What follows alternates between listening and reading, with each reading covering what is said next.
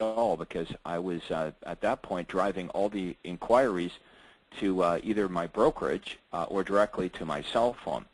And you can imagine what that was like. I mean, I was selling over 400 homes a year and taking all those calls personally.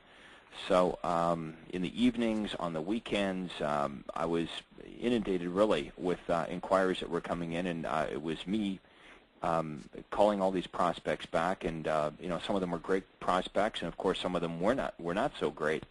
But it was pretty difficult for me to have any normal life. You know, even when my beeper wasn't going off, I was sort of stressed out that it might go off and ruin the evening. I'm sure some of you have been there before. What I found, though, as a side benefit to automating all of the lead capture was the fact that prospects are much more likely to raise their hand and leave a message when they don't have to speak to a live salesperson. And what I found for me anyway in my business is I generate 3 times as many inquiries when I tell the prospect in the advertisement that it's a free recorded message, that they don't have to talk to anybody. So you know, in addition to the lifestyle advantages, there's a huge marketing advantage to using a recorded hotline message when you're you know, handling all your inquiries that way, instead of you being the robot on call 24/7. So that's you know, really how I got started with hotlines. Now, I should say this: before you and I hooked up, Mike, I was handling this with answering machines that I bought at Radio Shack, and I had like a dozen phone lines coming into my house, and I had these recorded messages on these different, you know, answering machines that I had bought at Radio Shack. And it's funny how you and I met, because for those of you that may not know this, I met Mike because I sold his house. He was a client of mine, and actually you met my father was the one on my team that had handled that transaction, had handled the listing and sale of your house. And you got talking to my dad about what I was doing with my marketing, and it just so happened you said, well, that's what we do, and the rest is history. That's right. That's about 12 years ago. I know I had a house that I couldn't sell. It was a house, I think, designed by Frank Lloyd Wrong, but you managed to sell it within 30 days. And I think it was a lot had to do with me working with you, is your marketing and your scripts, and the guaranteed home sale campaign got my attention. So that was about 12 years ago, and you're right. So over the years, we've built a custom hotline system for your members, and here we are today. Okay, great. So we offer 2 types of hotlines, as you know, Craig. The first being the information line, which flies under the consumer radar using your classified and editorial style ads, and the USP property tree line, which is all about you and your unique selling proposition and your property listings. Can you describe how the different hotlines work and how they would affect your lead generation? Well, yeah. I mean, the 2 different hotlines, the branded and unbranded, were created because I engage in 2 types of marketing in my business, and so should everyone else on this call. I you know, advertise myself and my unique programs. I call these my USPs. I advertise my listings, and when I'm doing any of that, obviously I'm not trying to hide the fact that these property listings or these great programs and benefits are coming from Craig Proctor, the real estate agent. And even though I've had a lot of success in my local marketplace, what I did find is there's some people in my marketplace and some people in your marketplace that no matter, you know, how good a job you think you're doing, they don't want to contact you. In fact, they don't want to contact any real estate agent at all. So what I played around with was minimizing my contact information, although we all have to have, or most of us anyway, have to have our name and our company name on our ads, as do I, by downplaying that the information was coming from a real estate agent. Ironically, I found that the ads worked better. I mean, that's really the simplest way to put it is I used to think that I was the benefit, or I was what you should be promoting. You know, it's all about the real estate agent. And if you look back at some of my earlier ads, you'll see they were image-based ads where I would run ads saying, call Craig, here's his designations, here's all the homes I sell. But what I found is, most people really don't care. So when I'm running my less branded advertising, for me, it's the least expensive and most effective way to generate leads. But it would make no sense to run less branded ads and then drive them to a branded hotline. So all of my branded advertising goes to a branded hotline, which, it's clear that when you call that hotline, this is a Craig Proctor hotline. It might start off with a message that says, hi, and thanks for calling Craig Proctor's real estate hotline, and then goes on to talk about some of the unique benefits or USPs that I offer.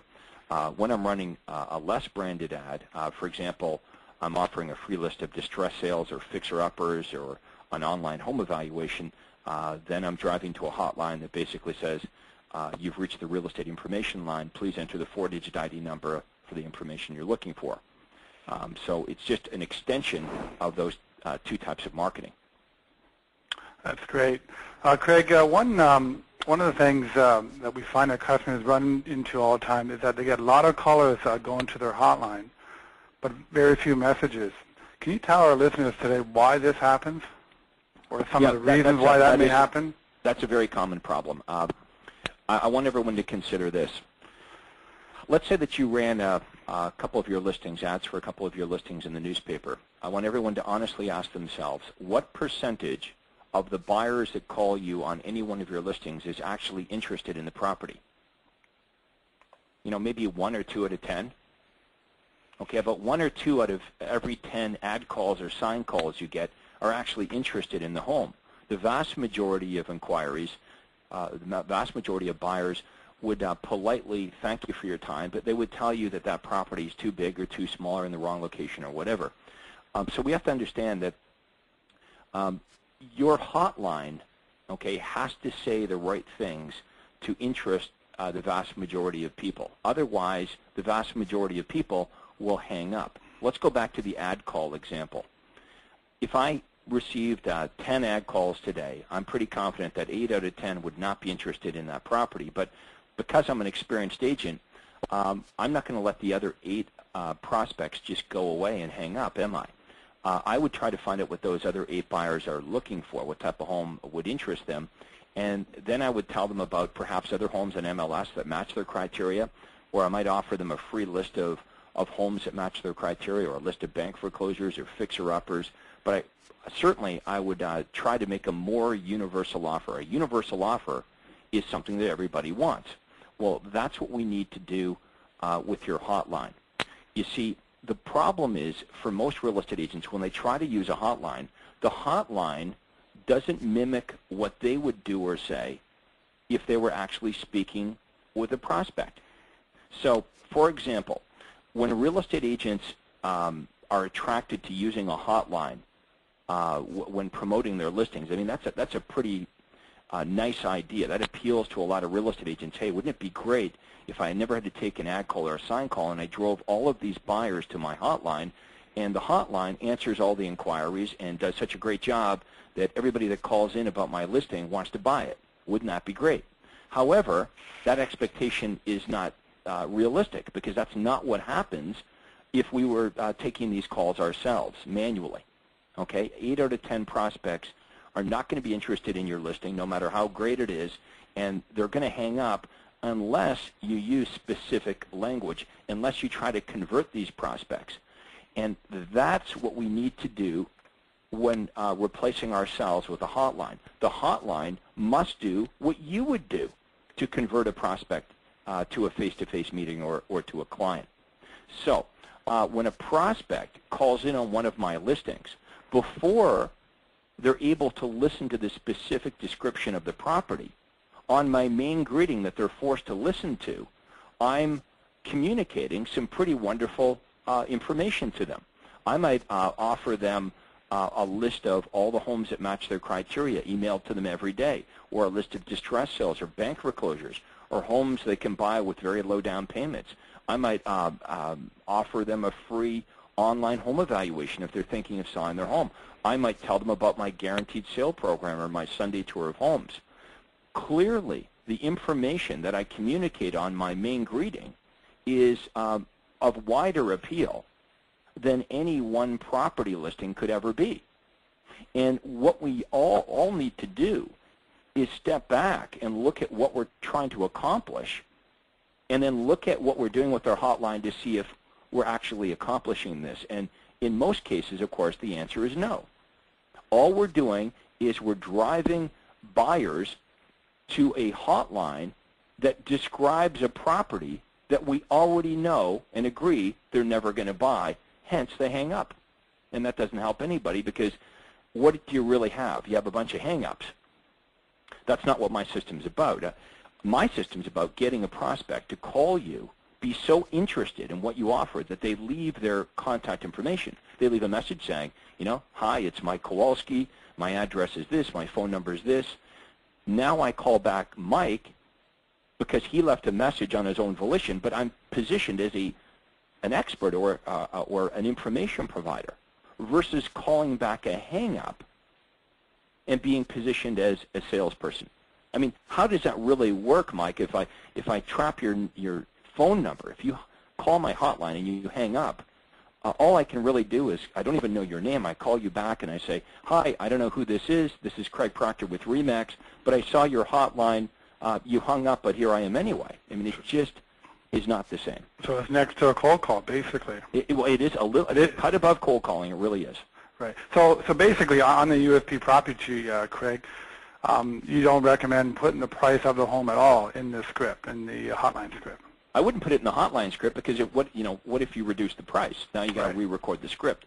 The price does go in my ad, and the ad, of course, says free recorded message and drives traffic to the hotline.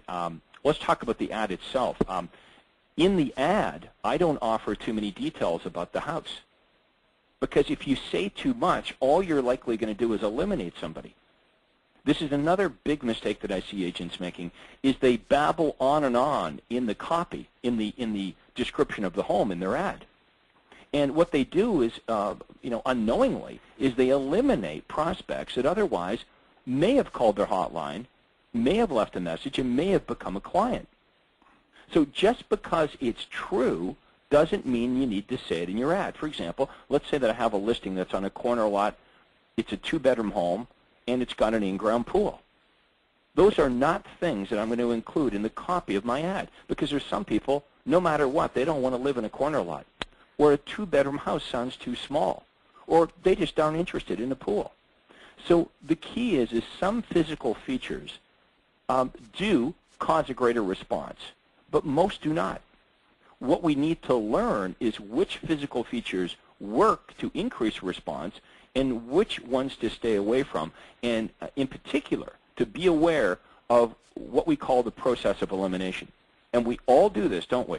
If you're looking for a brand new car today, you would look under, if you're looking for a used car, under, used cars, and in the newspaper, in my paper anyway, there might be 250 cars.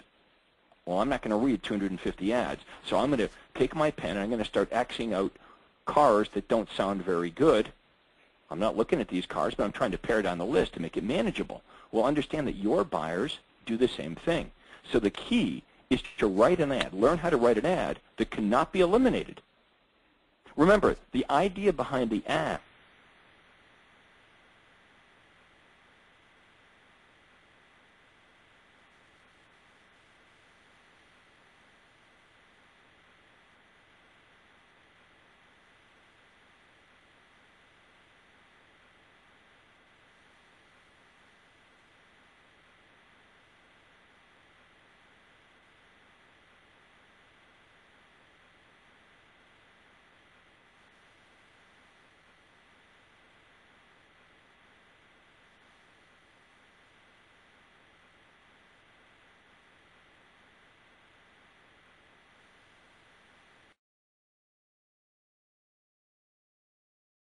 a little later on in my career, Right. I was, generating all these leads.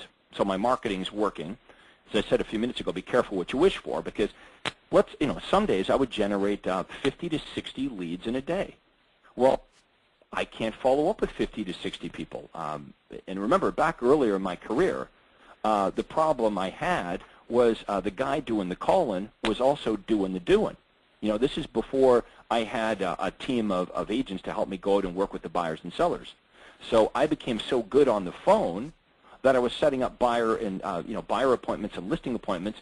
Well, guess what? Now I'm out on the listing appointments and the buyer appointments, and I don't have any time to make the calls. Well, if you don't make the calls, a week or two later, you don't have any appointments. So it was this vicious, this conflict, this vicious cycle. Lots of appointments, no appointments. Lots of appointments, no appointments. So what I decided I needed to do is I needed a way to prioritize the leads that were coming in. Think about this. If you have too many leads and you only have, let's say you generate on average 50 or 60 a day, but you only have time to call 30, wouldn't it be great if somehow I could wave a magic wand and I understood what the best leads were? What are the best, if I only had time to call 30 leads today, what would be the best 30 out of those 50 or 60 leads that I generated? Well, here's how I do it.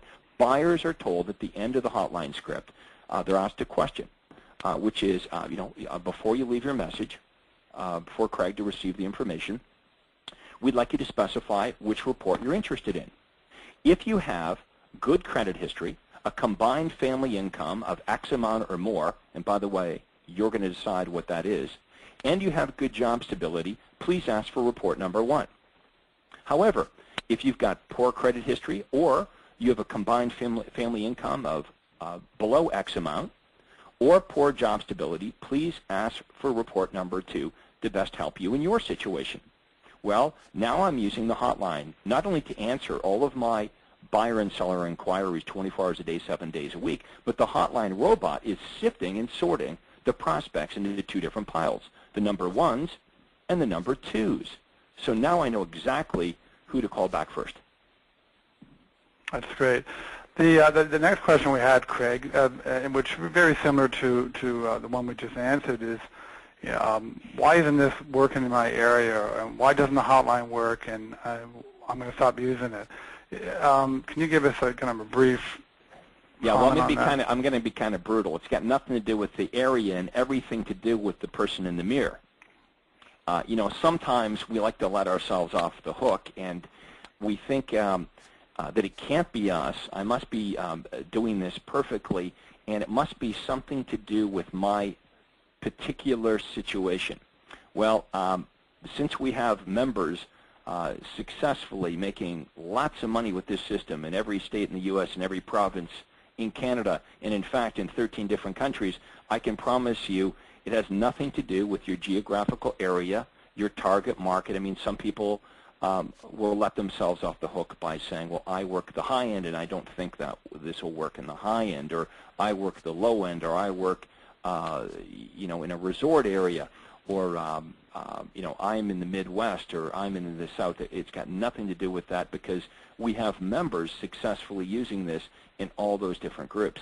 If it's not working for you, I promise you it's because one of the steps that we've discussed are not being implemented properly. So basically, it's part of their marketing. I mean, the hotline's been working for thousands of agents over the years, and it's a robot that really captures all the leads, so it's more related to marketing. It's got to do with the either the message in your ad, let's call that your message, and I don't care where your message is running, whether it's a print ad, whether it's Google pay-per-click advertising, whether it's on Craigslist, a billboard, a bus bench, a flyer, a postcard, on the radio or television, it doesn't matter. Your message must be effective, and we give you effective messages to test, and of course you should be testing the medium. But when when you're driving people to your hotline, are you saying the right thing to cause the vast majority of these prospects to raise their hand and want to leave you a trail? And you can't make a buyer or seller leave a message. You can only compel them to want to do so. You can't will it to work. You have to use marketing. A big thing that we haven't talked about, but I'm sure we will, is the power of being able to track and test with the hotline. It really will work for anybody in any marketplace if you follow this system. In other words, it'll work for 100% of people that follow the system correctly. You mentioned the internet as a medium, and It's the most popular medium now in real estate. Can you tell us why it's so important now to be using hotlines as well as websites and leads from the hotlines, or leads from the hotlines as good as the leads off the website? Well, yeah, it's a different medium. It's got nothing to do with the one being better than the other. You need both. I believe you need to give your prospects choice. All of my ads drive traffic to both a specific unique URL, okay, going to my a landing page within my branded or unbranded website. So the website has a branded and unbranded version, just like the hotlines.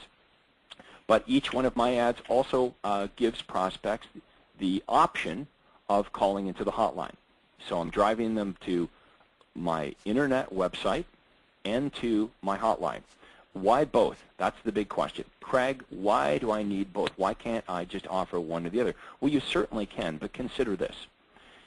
If forced to, if I took off my hotline numbers off of all my ads, if I forced all my prospects to go to my website, would some of them? Yep, some of them would. But some of them would not. And if I lose even one or two measly transactions in 2009, that would more than pay for my hotlines over and over and over again. You know, Mike, we've mentioned my dad. My dad's a great guy. He sold your house. He works on my team. He's been in real estate for 30 years. But if my dad was the prospect, he's not going to your website in a million years. Do you not want a client like my father when he's ready to buy or sell real estate? So the internet is very, very popular, no question about it. But still today, there's more telephones in the country than there are websites or computers. So I believe you want to offer both. Even for myself, let's say that I'm sitting at the kitchen table and I'm reading the local paper, the classified section, and I happen upon your ad. To get to my computer, I'm in a two-story home, I've got to close the newspaper, walk upstairs, remember your URL or drag the paper up with me, but I've got to walk upstairs, turn on my computer, go to your website and fill in my information. Or I can use the cell phone that's in my pocket. What's more convenient? Right, driving around, yeah, choice is very important. And if you use this, let me say one more thing about choice. Choice is really important to all of us as real estate agents as well. What we hope for you, Mike and myself and our entire organization, is that you have so many prospects that you have the power of choice. And you can pick and choose who you want to work with as far as clientele. If that was true for you because the lead generation system was working for you, if you did have the luxury of choice, who would you choose to work with? Obviously, you would choose to work with the most sincere, the most ready to act, the most motivated buyers and sellers out there, and send everyone else packing, perhaps pointing in the direction of your competitors. Right, and and also too, like 99% of the people use a phone as a universal communication tool over computers as well.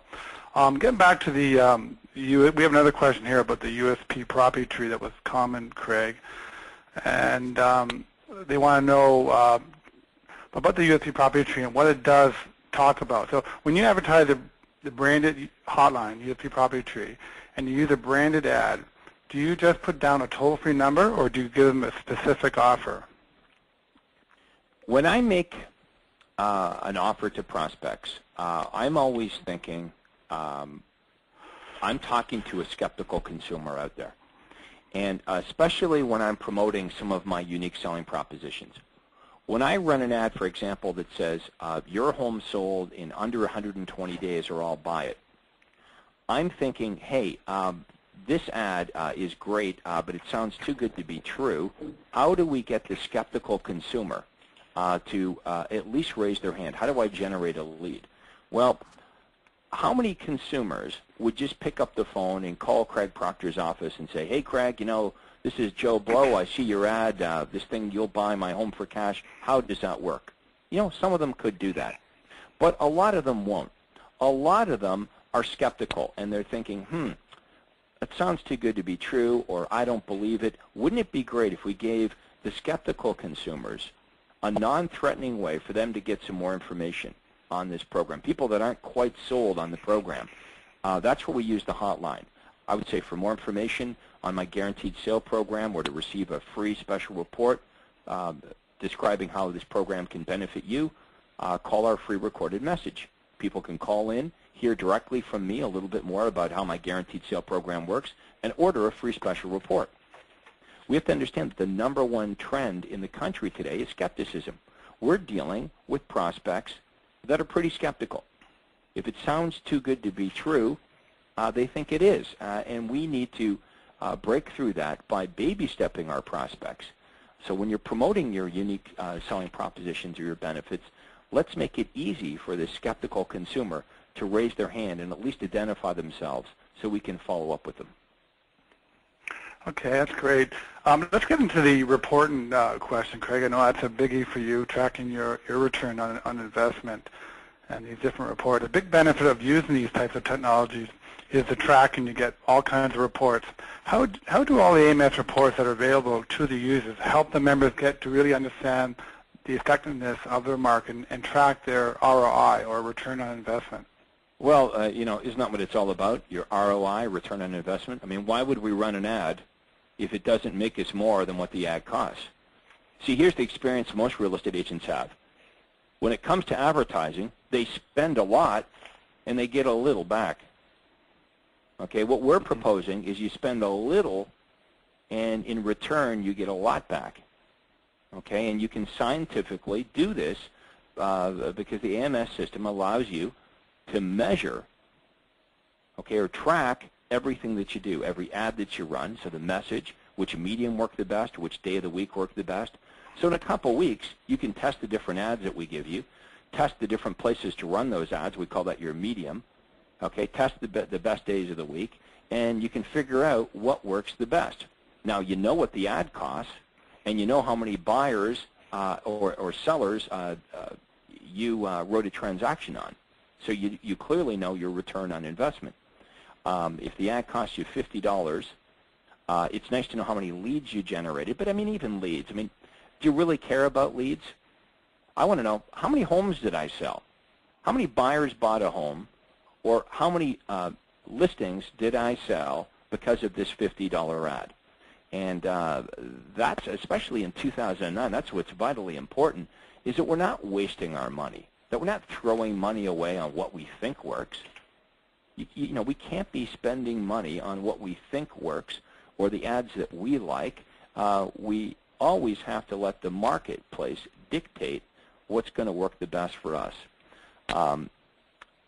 Most of our members are spending 10 to 15% of their gross income.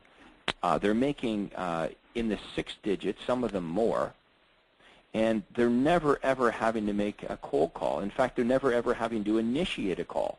100% of their buyers and sellers that they do business with are contacting them first. So that's what smart marketing enables you to do. It's a great business to have. Can you explain some of the reports that you use in the AMS system, the ones that you think that help you quickly summarize your tracking or your return? Yeah, sure. Mostly I use the detailed and the summary report. The detailed report will actually give you the phone number, gives you, like it says, more details. The summary report is something that I'll look at to just quickly understand how many calls I had versus how many messages. So I'm in the habit of doing this every morning. You know, I'll grab my coffee, come down here with my cup of coffee, go to your website, which is the control panel for the hotline, enter my 800 number and my passcode, and if I look, quick look at the summary report, it'll tell me how many people called in on that particular campaign and how many people left a message. That's great. And I know you like to use the caller line ID report as well when people, prospects are looking for properties. Well, yeah, there's other reports that when you get into it will be really helpful to you. There, like one of the reports that I like to look at tracks the traffic through my branded hotline. Okay, so what I want to know with my branded hotline is I want to know not only how many leads I generated, but I want to understand where's the best place to make those offers, on the main greeting or during the property description. Remember, we call it a USP property tree because it does branch. And because you have the ability to branch the prospect that's listening, you actually can replicate the conversation that you would have with a real buyer or seller. You can give them choices. Would you rather buy first or sell first? If you're a buy first prospect, press 1. If you would rather sell your home before buying, please press 2. Because that's what you and I would do if we were talking to a live prospect. We'd ask them a series of questions, we'd qualify them, and we'd best understand what offers to make them. So what kind of averages should members be looking for in terms of messages left versus the amount of calls they are receiving on their hotline? I think realistically, about 2 out of 10 people that call my hotline leave a message. And if you were to take calls yourself, let's say, forget the hotline for a second, how many out of every 10 prospects that contact you would become a client? Probably, 1 or 2 out of 10. Right. So, the great thing about this is you're not the one that had to handle all these inquiries. Your robot got rid of the other 8 and left the 2 best prospects that are going to do business with you on your hotline, and those are the ones you're going to follow up with. So I think if you're getting 2 or, if you're getting 3 out of every 10 people that call your hotline to leave a message, you're a bit of a rock star. Well, it's 20-30%. That's great. Yep. In this new economy, this is a common question we've had, Craig, in this new economy now. We've had a lot of questions about short sales. And are there any scripts, reports, ads available for your members? Can you comment on that? Well, you can use a lot of our existing campaigns. I know some of our coaches have created some new campaigns, but Todd Walters, for example, in Atlanta, created an ad that says "Sellers in Trouble." Here's an ad that we would run. It says a guaranteed cash offer for your home in 24 hours, which is just the guaranteed sale program. So you're going to use a lot of our existing campaigns to get these motivated sellers to contact you, and then we have special training calls that talk about how to best deal with short sales. I did one recently with Bob Zachmeyer from Tucson. I believe he's the number 2 agent in all of Tucson, and namely because he's become an expert at short sales. But there's some very specific things that you need to do, and we talk about how to work with the bank's loss mitigators to make sure that these short sales get dealt with, and we talk about what's in it for the seller to want to sell their home when they're upside down. And, of course, what's in it for the financial institutions to want to make this happen. And it definitely is something that you really need to become an expert at, especially for some of you in marketplaces where the majority of sellers are upside down. So I would use some of the existing ads that we have available to our members. But Bob Zachmeyer from Tucson is a great guy to talk to. You can Google him.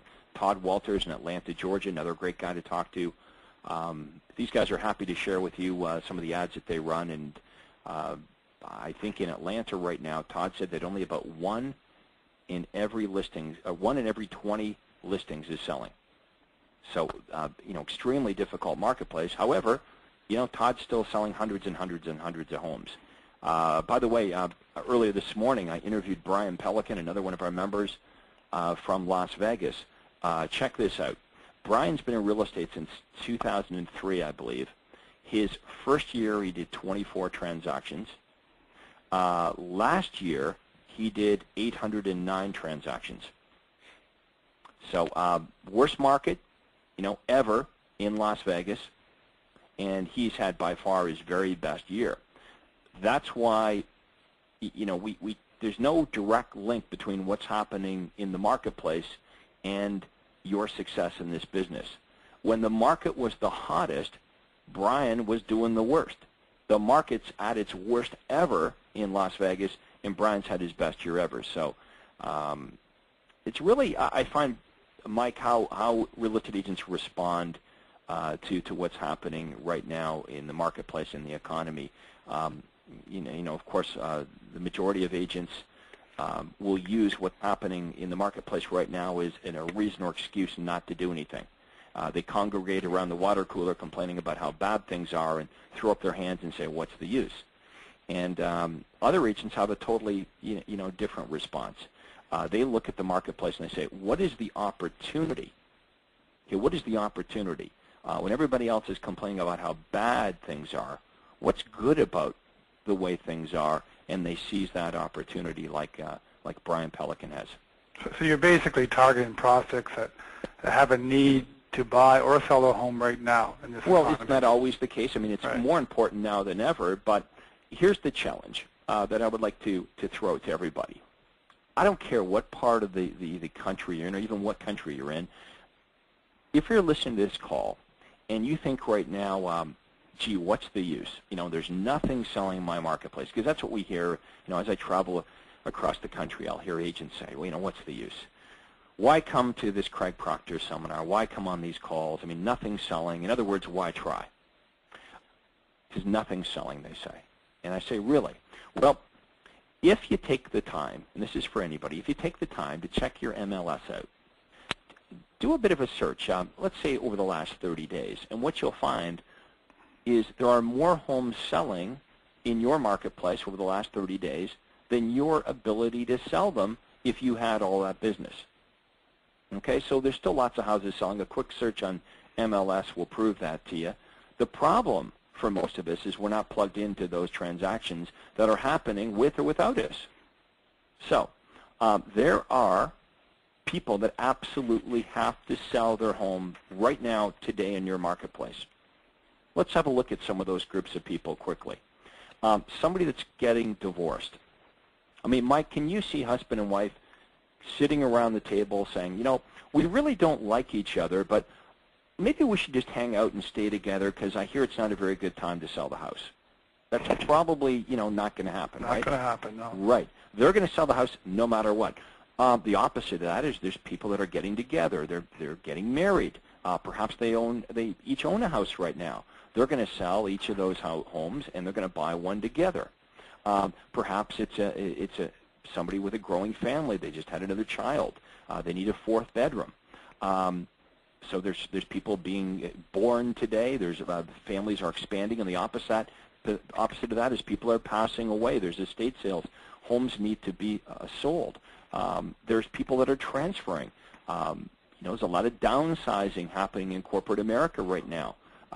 Companies are looking at their organization. They're saying, look, we're going to pare this down. We're going to take Bob, who's in Minneapolis, and we're going to transfer him to Atlanta, and he's going to take care of the entire East Coast.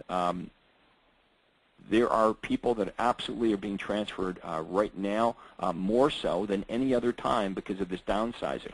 So there could be somebody in your marketplace that absolutely needs to sell because they're being moved out of the marketplace, or a relo buyer that's coming into the marketplace. Now, by the way, I love relo buyers, Mike, because they come in and they've got like 4 or 5 days to buy a house. Anyway, I mean, I could go on and on, but that's just an example of the fact that there's lots of houses selling right now.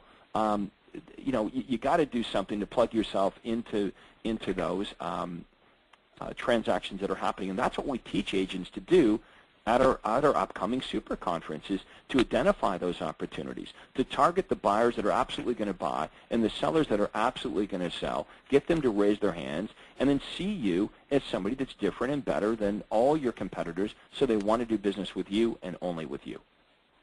Great. Well, Craig, you mentioned the super conference, but let's just take one, I think, really important question.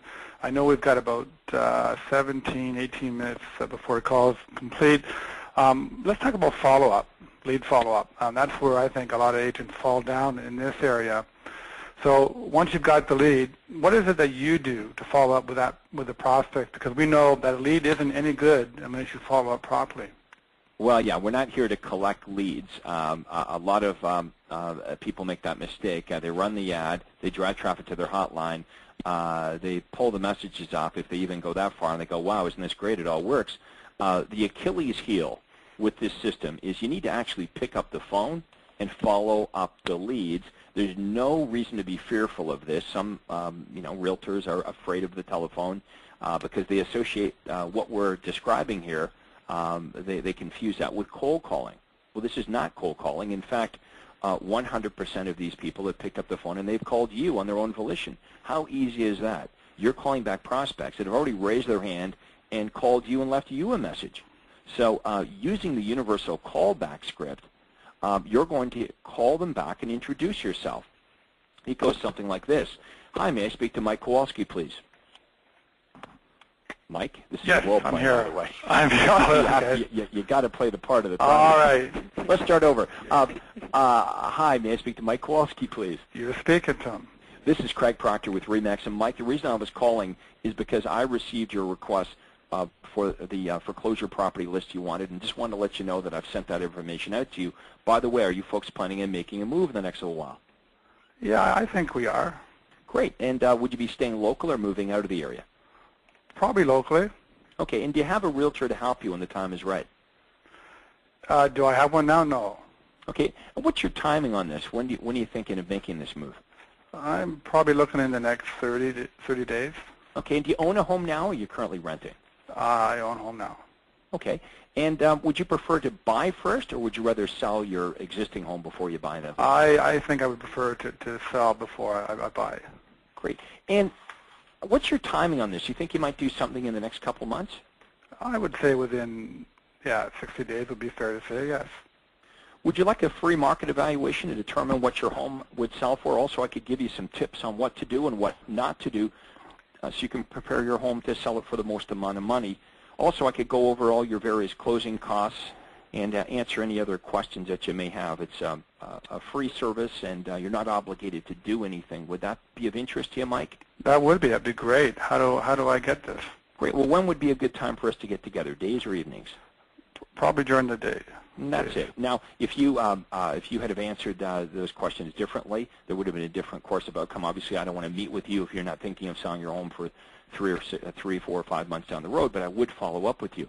But we spend an enormous amount of time at the Super Conference talking about what you should be doing as far as what you should say and what you should be sending your prospects that respond to the ads and leave a message on the hotline. Okay. Well, let's just, how much time we got, Marissa, left in this call? We've got about 10 minutes. Okay. Well, Craig, let's just do a quick recap. A lot of people on this call are just getting started out. Can you just quickly review the most important thing to get them going? Like, I'm sure that the main thing is to get the listing and make money from their investment. Can you tell us the one thing that they can get going to get their return? Well, this is you may see this as self-serving, but the number one thing that I would do is to make sure you're at our upcoming Super Conference. For those of you that have already been to one and you're coming back to a second one, perhaps you're in our coaching program already, we'll be doing some special breakout sessions for you. For those who have never been to one of my conferences before, it really is like nothing else there in the real estate industry. It is a super conference. That's why we just don't call it a normal real estate seminar. You spend 36 hours with me. That's right. I teach about 30 of the 36 hours. Pretty exhausting, and that's why I only do these things 3 times a year. But you're actually learning from somebody that successfully sells real estate. Most of these trainers, haven't been in front of a real buyer or seller in 20 years or more, if ever at all. I'm in the trenches every day, just like you, selling real estate, so I can not only give you the ads and the follow-up scripts and dialogues and the listing presentations and the buyer presentations and talk to you about how to structure your team and give you the contracts that you need to protect yourself when you're hiring assistants and give you my guidance on technology like hotlines and websites. But we get into this in a fair amount of detail. On top of getting this training from me, imagine being in a huge conference room with 2,000 other agents. Let's face it, here's what it takes for you to go back and change your business. Number one, you need to know what to do, right? You need somebody to help you understand what's important to implement in your business. See, when I started in real estate back 20 years ago, I didn't have that. I made the same mistake that you probably made. When I got into real estate, I looked around at what everyone else was doing, and I just copied it. Who was I to reinvent real estate or question anything? I had no sales or marketing experience, so I just did what my broker told me to do, which was cold call and knock on doors and open houses, and that didn't get me very far. So you don't have to make all the mistakes that I made earlier in my career.